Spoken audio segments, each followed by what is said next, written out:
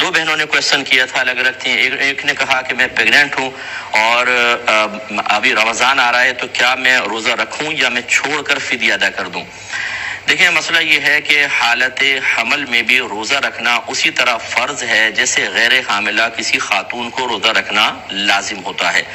لیکن اس میں یہ ضرور ہے کہ اگر فرض کر لیں کہ آپ کے لیے یہ روزہ نقصان کا باعث بنتا ہے یا بچے کے لیے نقصان کا باعث بنتا ہے، تو پھر آپ کو رعایت ملے گی.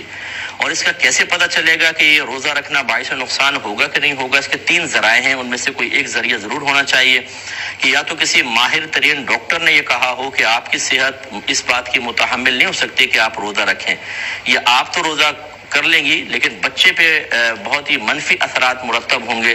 ایسی صورت میں ڈاکٹر کا مشورہ قبول کرتے ہوئے ہماری بہن روزہ چھوڑ سکتی ہیں. ابھی آپ کھائیں پئیں، پھر جب بچہ پیدا ہو جائے اس کے بعد پھر اس روزوں کی آپ کو قضا کرنی ہوگی، کفارہ وغیرہ نہیں ہوگا. دوسرا یہ کہ کوئی سابقہ زندگی کا تجربہ ہو. پہلے کبھی آپ پیگنٹ تھیں، حالت روزہ میں آپ گئیں اور پھر اس میں بہت زیادہ آپ کو نقصان ہوا، آکسیجن کی کمی ہو گئی، پانی کی کمی ہو گئی، دیگر مسائل ہوئے اور بہت ہی مسائل ہو گئے تھے، تو وہ سابقہ تجربہ آپ کے لیے اس رمضان بھی ایک دلیل بن سکتا ہے اور آپ روزہ چھوڑ دیں کیونکہ پہلے آپ کی حالت بگڑی تھی.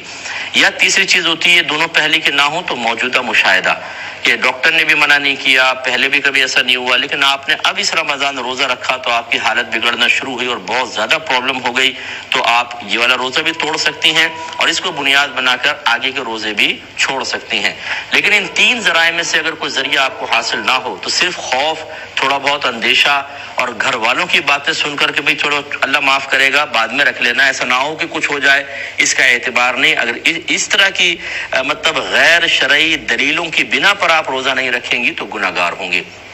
ایسی ایک بہن نے فرمایا کہ میرا بچہ چھوٹا ہے اور میں دودھ پلاتی ہوں تو اس سے روزے پہ کوئی فرق تو نہیں پڑے گا؟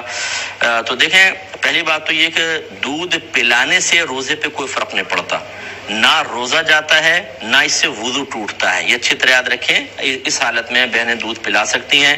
لیکن بات وہی ہے کہ اگر فرض کریں دودھ پلانے سے عورت کو اتنی زیادہ نقاہت ہو جائے کہ وہ روزہ پورا ہی نہیں کر سکتی اور دودھ نہ پلائے تو پرابلم ہو، تو اس کے لیے بھی رعایت نکلے گی. ایسی بہنوں کو دیکھنا چاہیے کہ کیا بچہ آپ کے دودھ کے علاوہ کسی اور غذا پر یہ مہینہ گزار سکتا ہے، پھر تو واجب ہے کہ آپ روزہ رکھیں اور بچے کو دوسری غذا پر لے کر آئیں اور یہ مہینہ آپ روزے رکھ کر گزاریں. دوسری صورت یہ ہے کہ بچہ آپ کے علاوہ کسی کا دودھ قبول نہیں کرتا، آپ ہی کا کرتا ہے، جیسے بعض بچے دوسری چیزیں نہیں لیتے ہیں.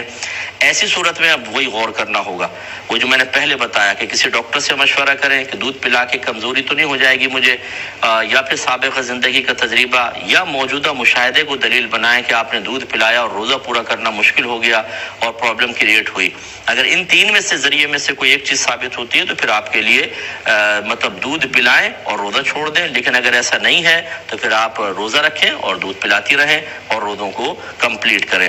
یہ جو ہے نے فدیے کا پوچھا تھا، فدیہ دیکھیں جب تک انسان چاہے ابھی چاہے مستقبل میں روزہ رکھ سکتا ہے، فدیہ نہیں دے سکتا.